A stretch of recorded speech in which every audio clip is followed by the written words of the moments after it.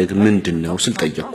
ከዚያ አትስከር፣ አልኮል አትጠጣ ይላል። ምዕመኑ እሁድ ቤተክርስቲያን በሄደ ቁጥር ቄሱ ወይን ያጠጣናል፣ የአሳማ ስጋ አትብሉም ይላል። አሁንም በጣም የሚገርም ነገር ነው። በዓለም ዙሪያ ያሉ ክርስቲያኖች ማለት ይቻላል የአሳማ ስጋ ይበላሉ። ምናልባትም ክርስቲያናዊ ስራ ቁጭ ብሎ የአሳማ ስጋ መብላት እስኪመስል ድረስ ማለት ነው። በተለይ ለጣሊያኖች እጅግ የተወደደ ምግባቸው ነው።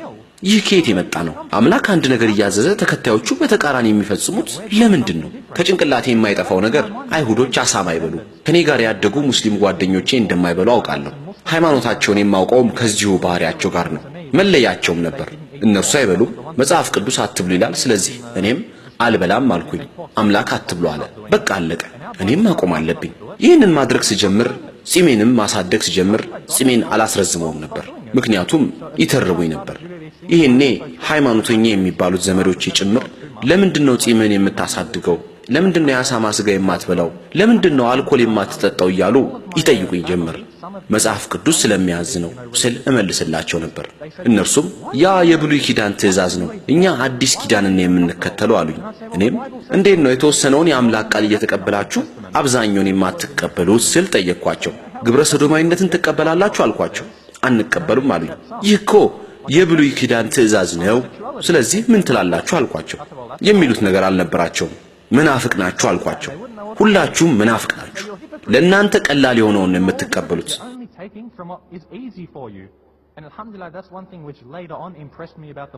ከሙስሊሞች የማረከኝ ባህሪ አንደኛው ይህ ነበር። አልኮል እንኳን ቢጠጡ ሐላል ነው አይሉ፣ ሐራም ነው፣ አላህ ከዚህ ነገር እንዲያርቀኝ እጠይቀዋለሁ ነው የሚሉት ሁሌም ቢሆን። አልহামዱሊላህ ይህ አንድ ጥሩ ባህሪያቸው ነው። በ2000 ዓመት ላይ ቫቲካንን ጎበኘው። በሮም ውስጥ የሚገኝ የሮማ ካቶሊክ መቀመጫ ነው። በቅዱስ ጴጥሮስ ክፍል ውስጥ የሚገኝ አንድ ልዩ በር አለ። ላፓርቲ ሳንታ ቅዱስ በር ብለው ይጠሩታል። እነርሱ እንደሚሉት በዚህ በር ስታልፍ ሁሉም ኃጢያትህ ይማርልሃል። እኔም በዚህ በር ማለፍ ብቻ ኃጢያትን ሁሉ ያስተሰርያል የሚለው ሐሳብ ከየት የመጣ ነው ስል አሰብኩ። ቄሱ ጳጳሱ ያሉት ሳይሆን ይህ በመጽሐፍ ቅዱስ ውስጥ የሚገኝ ሐቅ ነው ብዬ ጠየቅኩኝ። ባለ ታሪክ እንደሚናገረው እነኚህ ቅዱስ ሰዎች አንዱ ሌላውን ሲቃወም ነበር። እነዚህ ሰዎች እንዴት ነው ከስህተት የጠሩ የሚሆኑት? እነዚህ ሰዎች ናቸው። አምላክ ያዘዘውን ነገር ነው መከተል ያለብን አልኩኝ። ይህ ነው እንግዲህ በክርስቲያኖች መካከል እንግዲህ ያደረገኝ። One thing then to another thing. How can they claim to be infallible? These are humans. We only follow what God says, which made me a stranger amongst the Christians. But the biggest surprise was actually once I got inside of the door. ትልቁ ግርምቴ በበሩ ካለፍኩ በኋላ የገጠመኝ ነገር ነበር። በበሩ እንዳለፍኩ መጀመሪያ የተቀበለኝ የአንድ ቅዱስ ሰው አስክሬን ነበር። የሟቹን አስክሬን ካደረቁት በኋላ በወርቅ ለብጠውታል። ሰዎቹ ምንድነው የሚያደርጉት? ወደዚህ አስክሬን ይጸልያሉ። ወደ አስክሬኑ መጸለይ ይህ የሃይማኖቴ ቅዱስ ቦታ ነው። ነገሩ ሁሉ በጣም አስጠላኝ። እነዚህ ሰዎች ምንድነው የሚያደርጉት? ለሞተ ሰው እንዴት ይጸልያሉ? እዚህ ጋር ደግሞ አንድ ሐውልት አለ። ሰዎች የዚህን ሐውልት እግር ይዳብሳሉ። እግሩን ስታብስ እንዲደርስልህ የምትፈልገውን ነገር ታገኛለህ። አጂብ! በሃይማኖቱ ቅዱስ ቦታ እየተፈጸመ ያለ ጣዖት አምልኮ ነው አልኩኝ። ጉዟችሁን ስትቀጥሉ በቫቲካን ውስጥ የሲስታን ቻፕል የሚባል አንድ ቦታ አለ። ብዙ ስዕሎች አሉበት። የሬኔሳንስ ዘመን ጥበብ ነጸብራቅ ናቸው ይባላል። ወደ ኮርኒሱ ቀና ብላችሁ ስትመለከቱ የአፈጣጠርን ደረጃ የሚተርክ ትልቅ ስዕል ትመለከታላችሁ። Within there, what it is you look up at the roof and there's a massive painting. በስዕል ውስጥ አምላክና አዳም አለይሂ ሰላም አብረው ይታያሉ። ስለ 10ቱ ትእዛዛት የማውቅበት ደረጃ ላይ ደርሻለሁ። ሁለተኛው ትእዛዝ የአምላክን ስዕል አትሳል ነው። ሆኖም በቫቲካን ውስጥ በሲስትን ቻፕል የአምላክ ስዕል ተስሏል። ምስሉ ደግሞ ሸምገል ያለ ረጅም ሽበት ያለው ነው። ይህንን የምታመልኩት የአምላክን ስዕል አትሳሉ ይላል። እናንተ ግን ትስላላችሁ።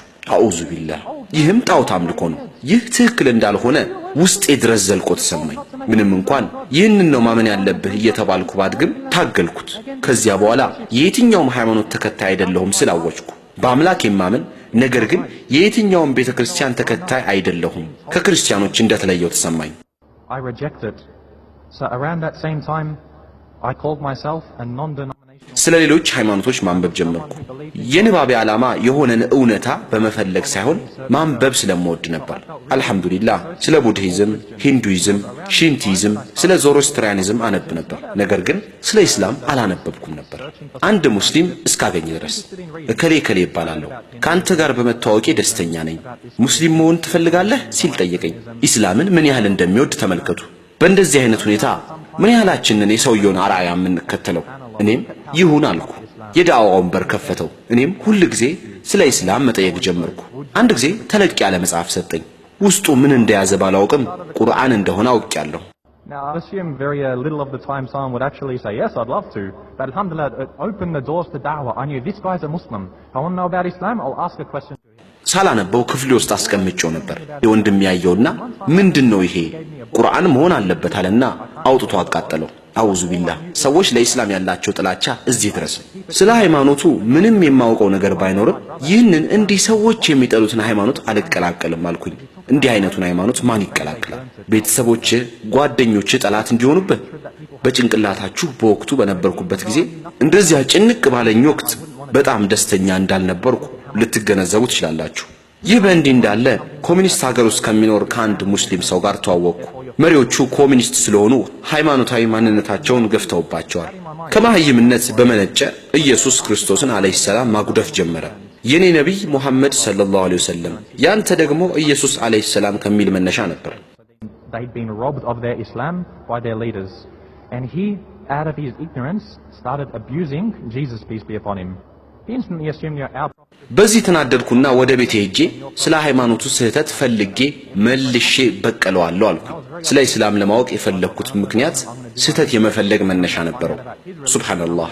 ስለ ኢስላም ለማወቅ እንቅስቃሴ ሲጀምር መጀመሪያ ያገኘሁት ነገር ሙስሊሞች በኢየሱስ አለይሂ ሰላም ማመናቸው ነበር።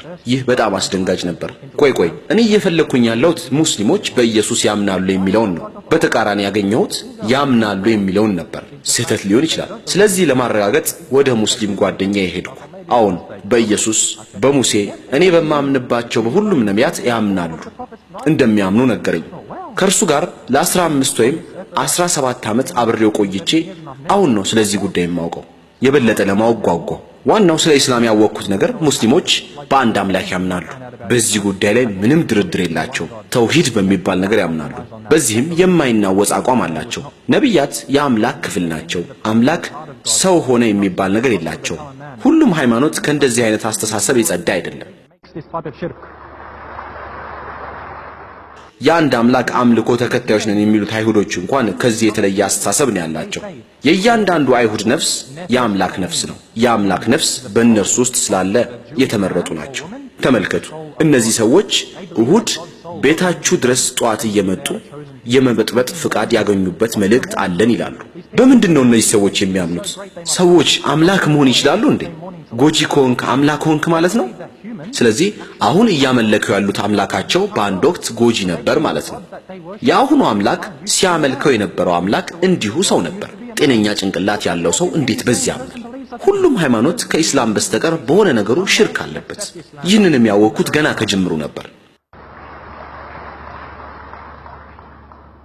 So alhamdulillah, I began to read more and more about Islam.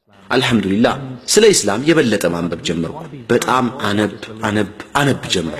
አንዳንድ ሙስሊም ጓደኞቼ ፈተዋ ሁሉ ይጠይቁኝ ነበር። ሙሳ ይሄን ነገር ማድረግ ይፈቀድልኛል? አሁን በሰሂህ ቡኻሪ እንዲህ የሚል ነገር አለ እያልኩኝ እመልስላቸው ነበር። ሱብሃንአላህ። ፍትህ ላይ ለመሆኔ እርግጠኛ መሆን ነበረብኝ። ምክንያቱም በኋላ ስህተት ላገኝበት አሁን ወደ የትኛውም ሃይማኖት ተጣድፎ መግባት አልፈለኩም። ከትንሽ ጊዜ በኋላ አንድ ሰው አንድ ቪዲዮ ካሴት ሰጠኝ። እንዴት ኢስላምን እንደተቀበለ የሚያሳይ ነበር። ይህንን ስመለከት እርሱ ከሚለው ነገር ጋር እስከ ተስማማው ራሴን ክርስቲያን ብዬ መጥራት አልቻልኩ። የክርስትና እምነት በእጅጉ ተበላሽቷል። ሙስሊም አልነበርኩም፣ ክርስቲያንም አይደለሁም። መሃል ላይ የምዋለል ሰው ነበርኩ። So I was like neutral. I wasn't yet Muslim, but I wasn't Christian, alhamdulillah. I was in the middle. And at this time, ከዚህ በኋላ የሙስሊሞችን የአምልኮ ሥርዓት ተግባር በእኔ አምልኮ ውስጥ ማካተት ጀመርኩ። ስጸልይ ስጁድ አደርጋለሁ፣ መስገድም እችላለሁ። ሙስሊሞች እንዴት እንደሚሰግዱ ተመልክቻለሁና የረመዳን ጾም ሲመጣም ጾምያለሁ። አብዛኞቹ ጓደኞቼ ረመዳንን ትጾማላችሁ ስላቸው አንጾምም ይሉኛል። እኔ ግን ሙስሊም አይደለሁም፣ ረመዳንን ግን እጾማለሁ። ሱብሃንአላህ። Subhanallah. And so they all ሁሉም በቃ እኛም ምንጹማ ኢንሻአላህ አሉ። በዚያ ጾም ወቅት ነበር በፍጡር ሰዓት ወደ ጓደኛዬ ቤት ሄድኩኝ። ማሻአላህ ሙስሊሞች አሪፍ ምግብ አላቸው። ምግብም የዳዕዋ አንዱ አይነተኛ መሳሪያ ይሆናል። በጣም ብዙ መጽሐፍ ነበረው። አንድ መጽሐፍ አውጥቼ ስለ ቁርአን ተአምራት ማንበብ ጀመርኩ። ከመጽሐፉ ጋር እንደ ማስትሽ ተጣበቅኩ።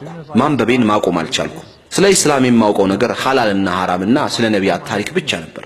መጽሐፉን ሳነበው ግን ይህ ቁርአን ከአላህ ውጪ ከሌላ ሊሆን እንደማይችል የሚያሳይ ነበር። አንብቤ እንደጨረስኩ አልহামዱሊላህ ከአላህ ውጪ ሊገዙት የሚገባ ጌታ የለም፣ ሙሐመድም የአላህ መልእክተኛ ናቸው ስል ምስክርነቴን ሰጠው።